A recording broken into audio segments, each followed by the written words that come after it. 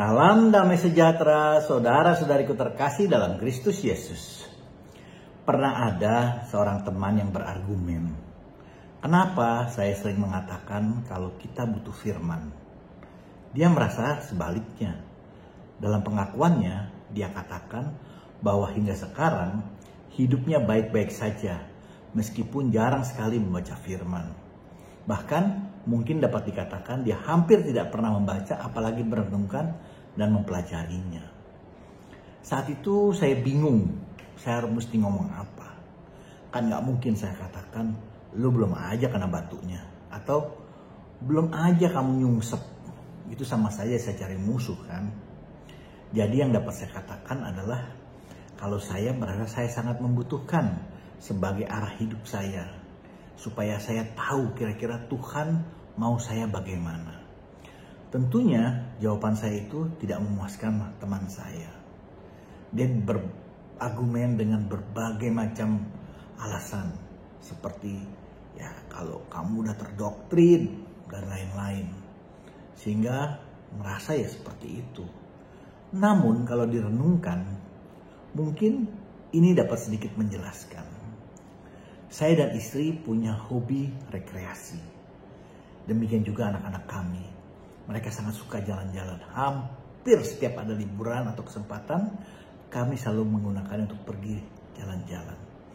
Lokasi yang kami pilih tentu tidak selalu mahal, karena kami selalu menyesuaikan dengan kantong kami.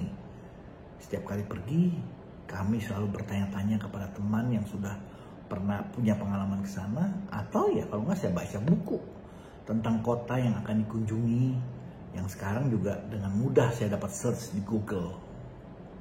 Termasuk mempelajari peta-peta daerah yang dikunjungi. Semua itu kami lakukan agar memperoleh gambaran bagaimana kondisi di sana. Tempat-tempat indah mana saja yang cocok untuk saya kunjungi.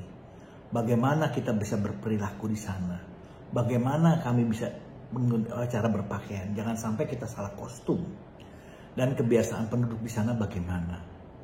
Misalnya mengenai pemberian tips juga pada saat makan. Secara garis besar, kita perlu mempersiapkan diri. Jangan sampai kita membuat kesalahan yang tidak perlu. Agar liburan yang singkat itu dapat memberikan sukacita dan makna yang optimal. Bayangkan untuk liburan yang hanya seminggu, 2 minggu, atau paling lama sebulan saja. Seringkali kita melakukan riset sampai berminggu-minggu, bahkan mungkin berbulan-bulan, agar bisa mempersiapkan diri dengan baik. Meskipun kita sadar hidup di sana itu hanya sebentar saja. Kalau liburan yang hanya sekejap saja kita mempersiapkannya dengan baik, bukankah artinya kita juga perlu mempersiapkan hidup kita di dunia ini yang jauh lebih lama dari sekedar liburan tadi. Sehingga saat kita dipanggil kembali ke rumah Bapa, hidup kita sudah memberi makna dan sudah menjadi penuh sukacita. Sehingga tidak ada penyesalan saat kita memasuki kehidupan kekal nantinya. Untuk itu tentunya kita juga memerlukan banyak persiapan agar hidup kita tidak salah jalan. Kita perlu bertanya-tanya, kita perlu belajar, dan kita perlu melakukan semuanya riset dan segala macam. Nah, saat kita bertanya mengenai kehidupan di dunia dan akhirat ini, tentunya kita perlu bertanya pada orang yang tepat, yang benar-benar tahu bagaimana kehidupan di dunia saat ini dan kehidupan kekal setelahnya nanti. Yohanes 3 ayat 13 mengatakan, tidak ada seorang pun yang telah naik ke surga selain daripada Dia yang telah turun dari surga, yaitu Anak Manusia.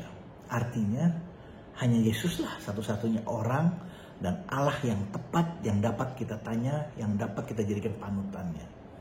Tentunya siogianya lah kita datang kepada Yesus dan belajar kepada Yesus.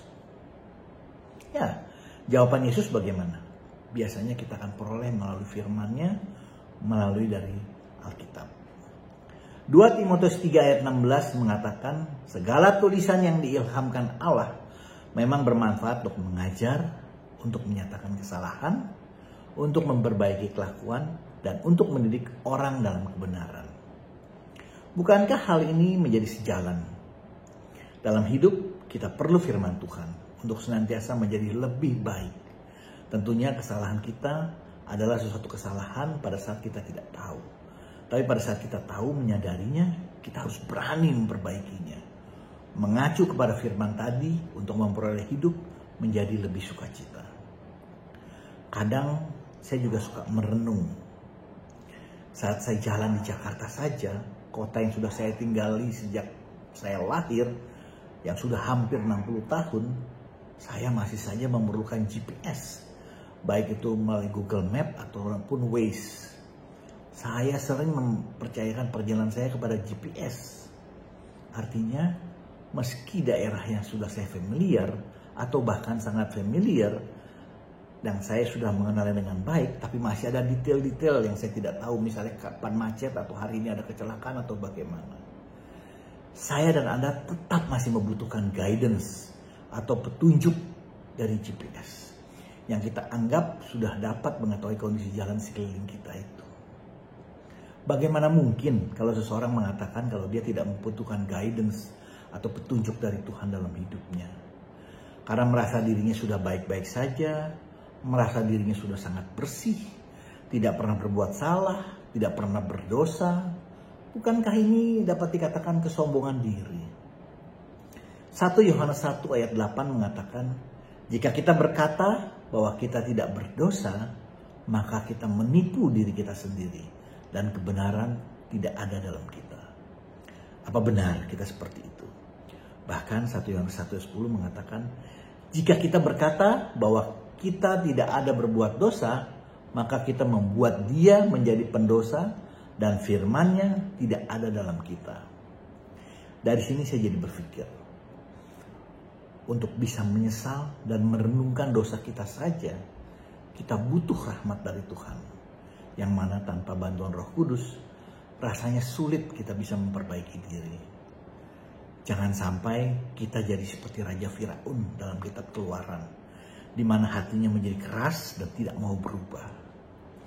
Hidup penuh dengan dinamika dan berbagai macam orang dan pemikirannya. Saya juga pernah bertemu dengan seorang teman yang mengatakan kepada saya, kenapa kamu masih membutuhkan a better yourself, katanya. Itu artinya kamu gak percaya diri. Memang sementara saya sempat berpikir ya, apa benar juga ya. Tapi rasanya tidak.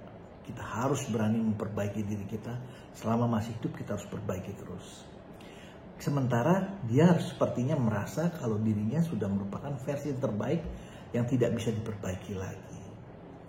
Jadi dia merasa dia tidak membutuhkan upgrade. Hal ini mengingatkan saya pada ilustrasi komputer di kantor kami. Di kantor kami ada banyak komputer yang biasanya berkala akan di-upgrade.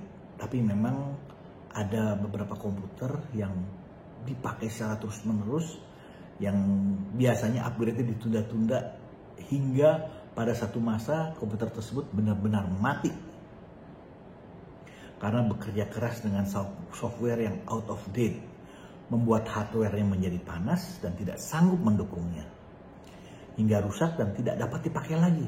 Bahkan saat mau diperbaiki pun ternyata orang yang biasa membetulkan malah mengetawain kami.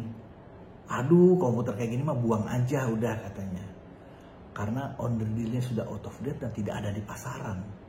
Jadi mati yang benar-benar mati, yang sudah tidak ada harapan lagi. Kita nggak mau seperti itu, bukan? Mengingat hal tadi, rasanya tidak perlu lagi kita bertanya, kenapa saya perlu firman Tuhan? Karena sekarang kita tahu, untuk dapat menikmati hidup dengan sukacita, kita perlu firman yang senantiasa mengupgrade kita menjadi pribadi yang lebih baik, yang takut akan Tuhan dan yang selalu meneladani Yesus. Caranya yaitu baca dan renungkan kitab kehidupan yang ditulis lebih dari 2000 tahun lalu, namun tetap relevan hingga saat ini. Dan akan terus relevan sampai kapanpun hingga akhir zaman, yang kita panggil dengan Bible. Bila ada masukan, mohon berikan komentar Anda. Jangan lupa di like dan subscribe, juga di like. Dan juga di share agar kita dapat saling memberkati. Amin. Tuhan Yesus memberkati kita semua.